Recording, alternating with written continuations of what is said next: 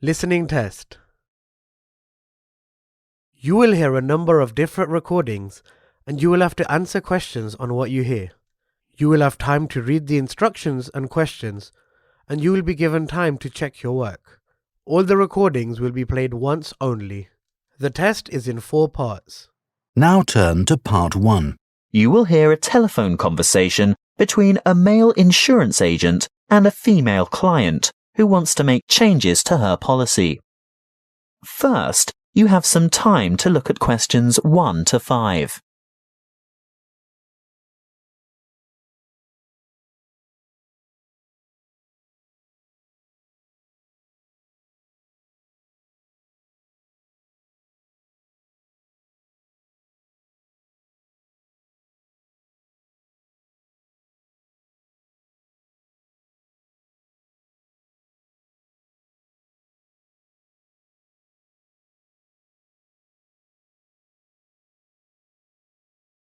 Now we shall begin. You should answer the questions as you listen, because you will not hear the recording a second time. Listen carefully and answer questions 1 to 5. Good morning, Tauber Insurance Company. How can I help you? Good morning. I want to alter my insurance policy. Is that for your house, contents, or vehicle? My vehicle. Can you give me the number of the policy, please? Certainly, I have it here in front of me.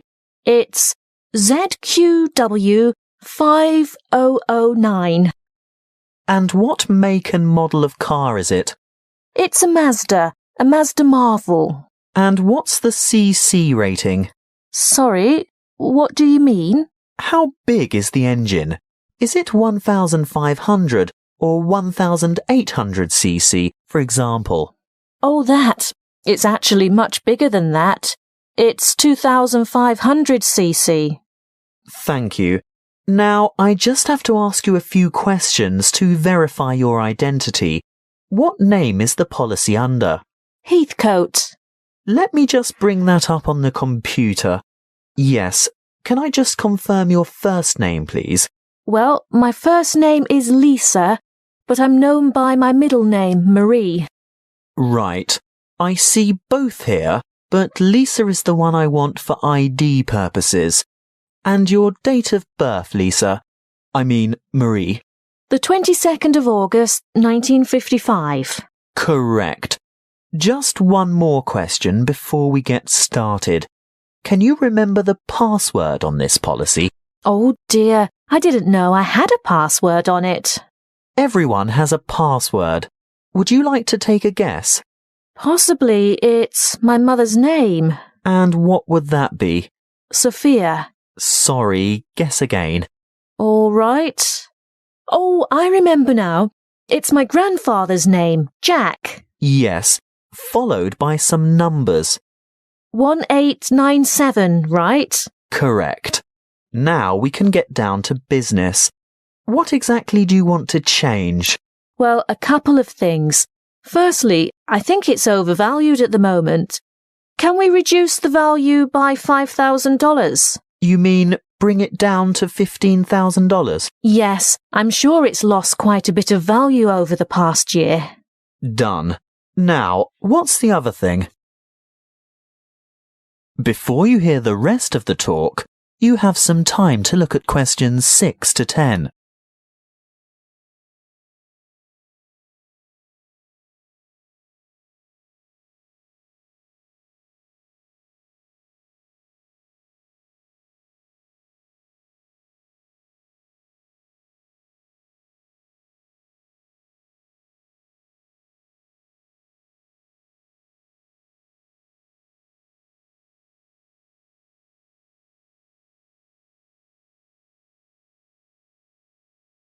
Now listen and answer questions 6 to 10.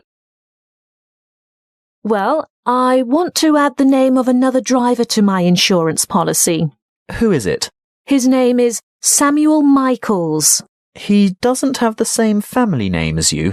No, he doesn't. Is that a problem? No, it shouldn't be, as long as he's over the age of 25. but we find it easier to get approval for family members.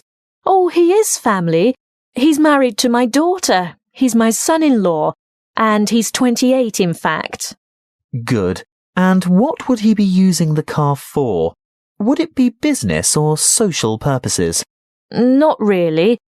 You see, I've injured my right arm and I'm having difficulty driving. It's not an automatic. I have to use the gear stick. And Sam, that is Samuel, offered to drive me to my appointments and so on. He's a good driver and I feel safe with him, but I'd like to know that the car is still insured with him behind the wheel. So that would be family reasons then?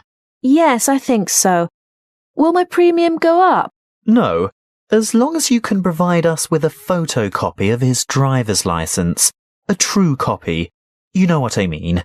You'll have to get someone from the Department of Transport to sign it, saying that he's seen the original document. I think we can manage that without any difficulty. Oh, and while he's at the department, he should ask them for a record of any driving offences, demerit points, that kind of thing. Only for the last 5 years, though. We're not interested in anything beyond that, but it's important that he has a clean record for the 5 previous years. Oh, I'm sure that won't be a problem. Is there anything else you need? Just the date for when you'd like this to take effect. Today, if that's possible. Yes, we can issue temporary cover from today's date, but full cover won't apply until we've received the paperwork and it's been approved. What exactly is temporary? He'll be covered for 2 full weeks, but it will lapse after that time if there's any problem with his credentials. That is the end of Part 1. You now have 30 seconds to check your answers to Part 1.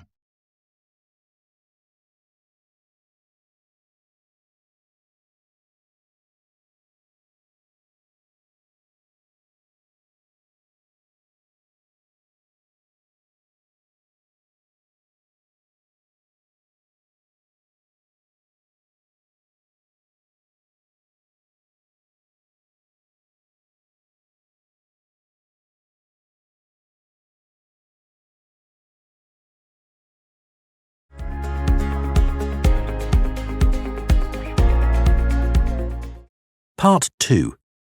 You will hear a counsellor from Health Services talking about confidence and goal setting. First, you have some time to look at questions 11 to 16.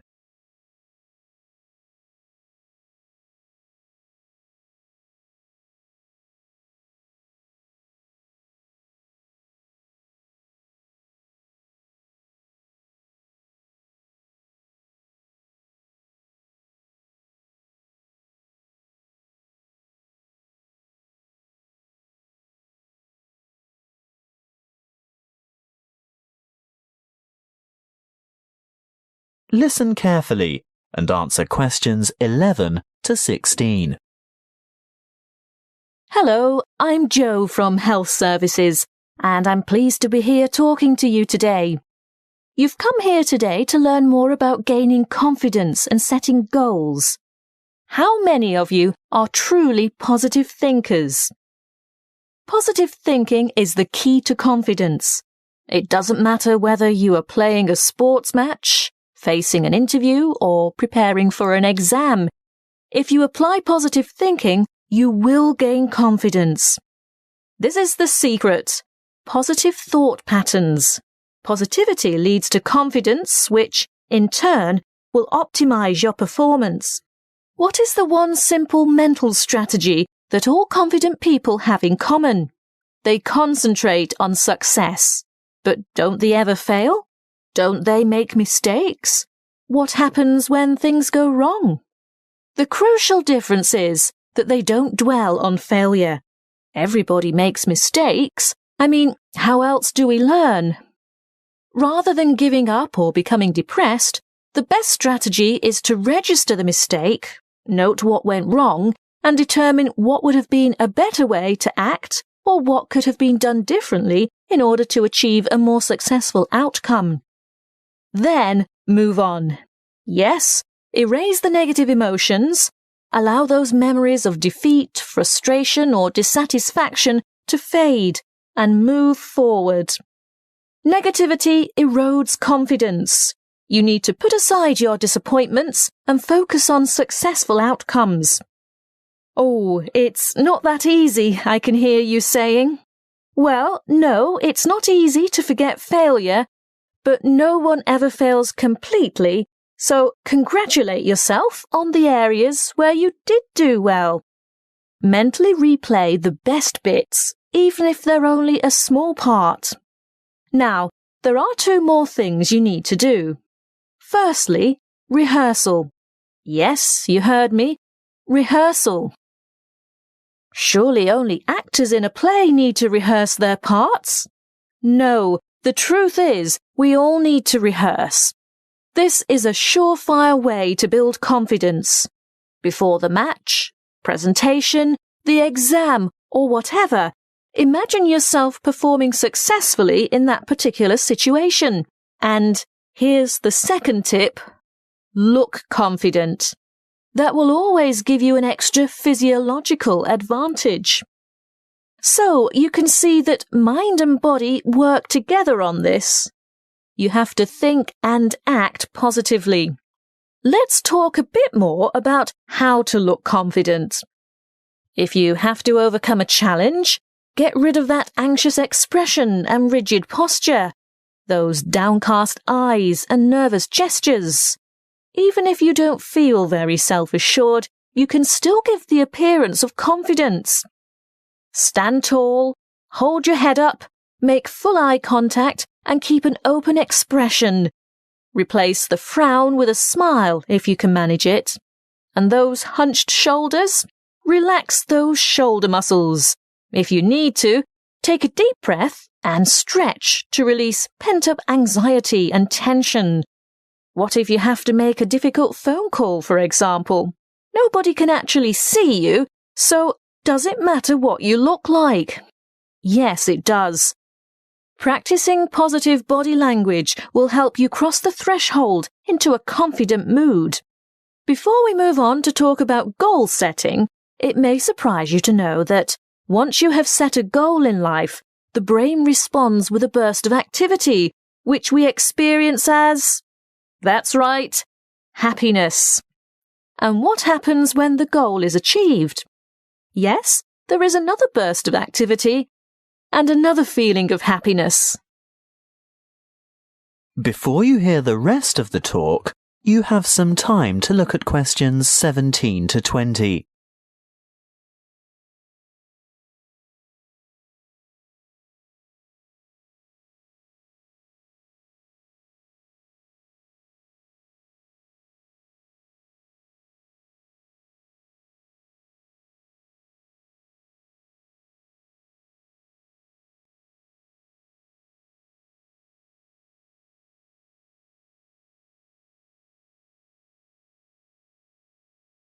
Now listen and answer questions 17 to 20. As you can see, the recipe for a happy life is to maintain a positive attitude and keep setting and achieving your goals. So, whatever your goal, whatever it is that you're aiming for, a new job, losing weight, giving up smoking, graduation, you need an appropriate, and by appropriate I mean achievable goal. That's the first step. The next thing to consider is motivation. How do you get going? Well, it's more likely to motivate you if you think of the rewards of success rather than focus on failure or what you might lose. So, you need to establish your incentives. After that, you'll have to work out the various stages and phases that you'll need to go through along the way and prepare for each one of them. If you're not naturally motivated, keep the targets small and achievable. But it really is important to ensure you collect the resources to accomplish the various steps. If you have performed that particular task before, you may already have the resources, or at least know where to get them from. If not, ask someone who has already succeeded. When you have got this far, the next stage is obvious. Yes, you have to take the first step. That's not quite all there is to it, though. The final thing is to remember to keep track of what you've accomplished. In other words, be sure to maintain a progress log. That way you can look back at your previous small successes and watch your progress along the way to achieving your goal. That is the end of Part 2. You now have 30 seconds to check your answers to Part 2.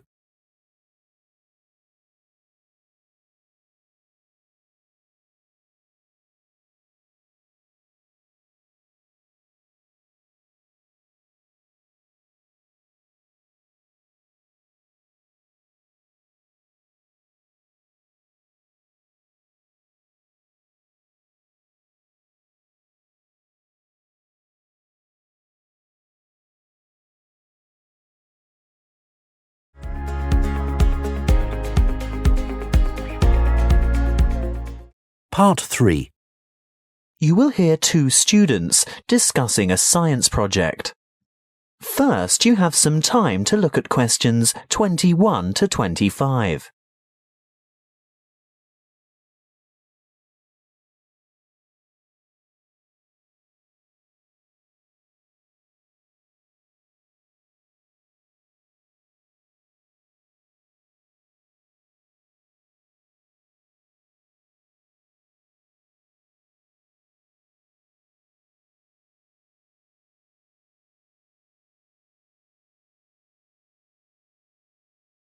Listen carefully and answer questions 21 to 25. Hi, Julia. Hi, Bob. Thought about the science project yet? Which one? The presentations are scheduled for next month. The experiments that you and I are working on to demonstrate density, buoyancy, and the compression of gases. That'll be complicated. Well, it's not supposed to be. It'll be part of the Making Science Simple series that's being showcased next year, and we have to be ready to demonstrate by the end of next week. Oh, well, simple, you say? Yes, not just the concept, but the materials too. We have to use cheap, readily available common items. Expensive lab equipment is out of the question. I remember something about using recycled or throwaway items if possible. Anything portable that we can bring into the lab. That's right. Well, any ideas for the project? What about the classic Cartesian diver? Is that the same as a Cartesian devil? The invention named after the famous French physicist René Descartes. Yes. A long time ago, superstitious people labelled it that because they couldn't comprehend the scientific principles it demonstrated. They thought it was black magic. How shall we do it? By keeping it as simple, transparent and economical as possible. So, to start with... Open your pencil case and let's have a look. You haven't got any... Any what? Paper clips. Oh, there are lots of them in the bottom of my bag. They slip off my papers and collect in the bottom. Look, here's half a dozen. But they're all big metal ones. I want little ones. Small, vinyl-covered multicoloured ones. Oh, I've got one or two of them too. Great, and if we look around, especially on the floor, we're bound to find a few more. See? Here. What else do we need? A small rubber band. Well, I've got one of those in my pocket. No, not that kind. Let's go and ask Tara. Why? Those really small coloured bands for making ponytails are ideal. Hey, Tara? Yes? Have you got any spare rubber bands, like the ones you fasten your hair with? Oh, heaps. A whole packet full. Help yourselves. Terrific. So far, it hasn't cost us anything. What now? Let's go and rummage through the recycling bins beside Joe's mini market. What for? We want a 2-litre plastic soft drink bottle with lid. Hey, I draw the line at sorting through other people's rubbish. And we're also not likely to find one with a lid. Well, go into the store and buy 2 litres of soft drink. What flavour? It doesn't matter what kind of drink you get. Just make sure it comes in a clear PET bottle. Where are you going? To the cafeteria behind the resource centre. What for? I'm after some straws. I can get them from the shop when I buy the drink. No, I've seen theirs. They're the waxed paper ones. We need clear plastic, and I know they've got them in the cafeteria. I'll also see if I can get a tall plastic cup from there. Good luck. Meet you back here in 5 minutes. Maybe longer because I want to go over to my locker and get a wire coat hanger. Before you hear the rest of the conversation, you have some time to look at questions 26 to 30.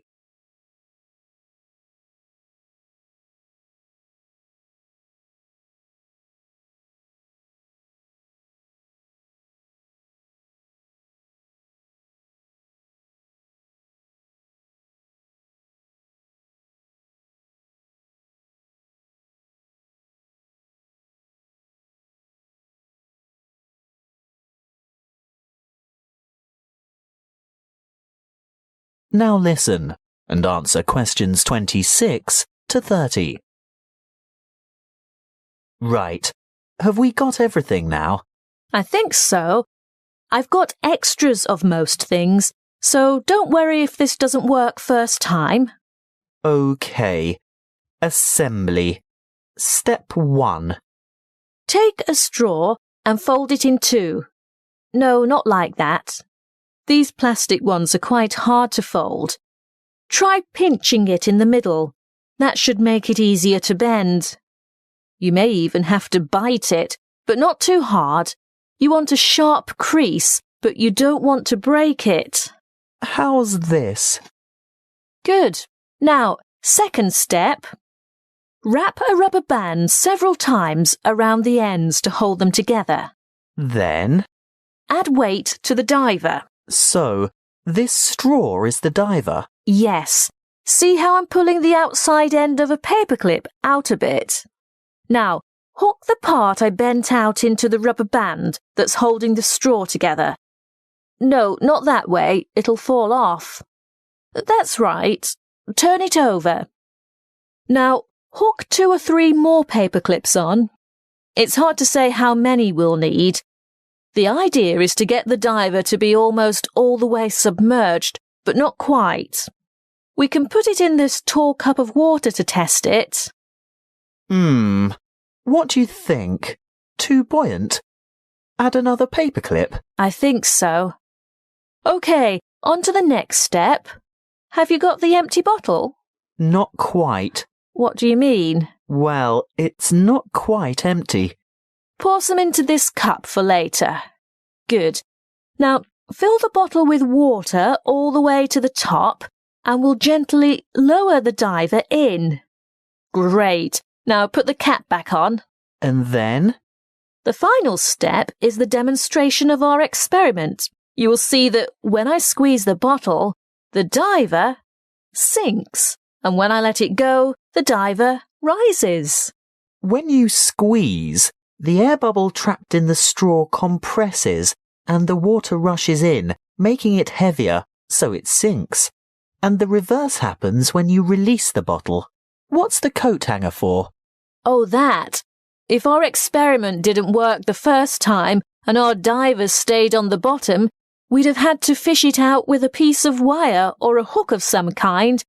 It's best to be prepared. That is the end of part 3. You now have 30 seconds to check your answers to part 3.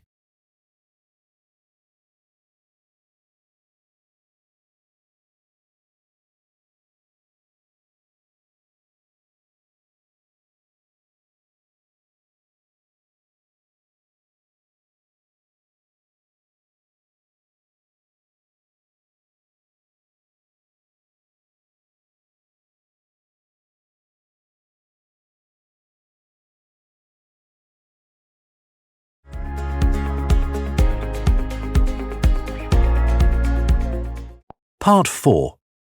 You will hear a lecture on volcanic activity and its effect on the atmosphere. First, you have some time to look at questions 31 to 40.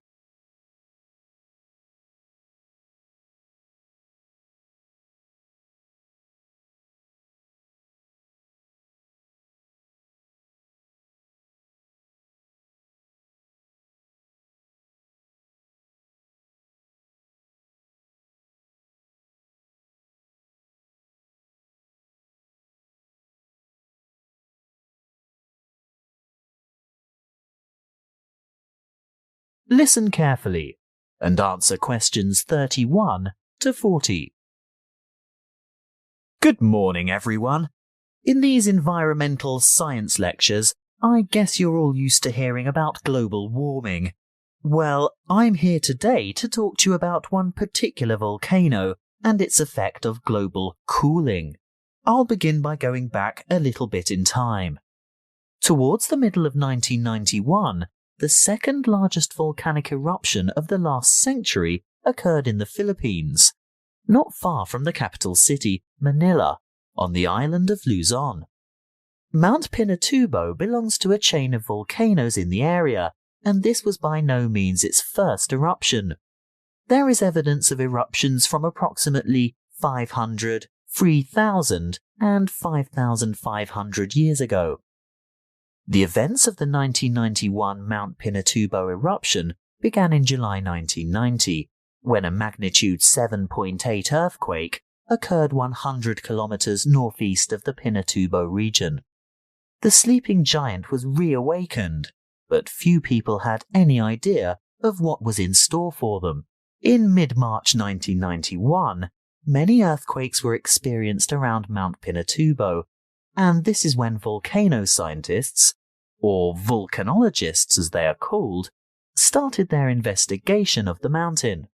Before the disaster, thousands of people lived in very close proximity to the mountain, and on April 2nd, small explosions from vents near the crater dusted their villages with ash. This resulted in the order for evacuations of 5,000 people later that month. Earthquakes and explosions continued to harass the residents, and on June 5th, a Level 3 alert was issued for 2 weeks because of the possibility of a major eruption. However, the appearance of a large amount of lava protruding from the mountain on July 7th led to the announcement of a Level 5 alert on June 9th, indicating an eruption in progress. An evacuation area within 20 kilometers of the volcano was established, and this time 25,000 people were evacuated. On the following day, Clark Air Base was evacuated, and the danger radius was extended to 30 kilometers from the volcano, resulting in the total evacuation of 58,000 people. On June 15th, just after midday, the eruption of Mount Pinatubo commenced and lasted for 9 hours, causing numerous major earthquakes due to the collapse of the land at the top of the mountain and the creation of a huge caldera. What's a caldera, I hear you say? Well, it's obvious really. With a huge eruption such as this, where enormous amounts of material have exploded into the air, the summit falls into what is now an empty chamber, and thus forms a large crater. As luck would have it, as the eruption was taking place, a tropical storm was passing just to the northeast of Mount Pinatubo, bringing a lot of rainfall to the area. The dust and cinders that had been thrown up into the atmosphere combined with the water vapor from the storm to cause a rainfall of tephra that fell across the whole island of Luzon. Most of the people who perished during the eruption did so because of the weight of the ash collapsing roofs and killing the occupants of the houses. If it hadn't been for that passing storm, the death toll would certainly have been much lower. But that's not all. Besides the ash, Mount Pinatubo expelled between 15 and 30 million tons of sulfur dioxide gas. Can you guess what happened next? Yes, the sulfur dioxide mixed with water and oxygen in the atmosphere to become sulfuric acid, which is a major contributor to ozone reduction. The eruption plume from Mount Pinatubo reached high into the atmosphere, attaining an altitude of 34 kilometers, and the resulting aerosol cloud spread around the Earth in 2 weeks and had covered the planet within a year. During the years 1992 and 1993, the ozone hole situated over Antarctica reached an unprecedented size. The cooling effects of this cloud over the Earth were remarkable. It reduced global temperatures considerably. In the United States, for example, we experienced our 3rd coldest and 3rd wettest summer in 77 years during 1992. That is the end of Part 4. You now have 30 seconds to check your answers to Part 4.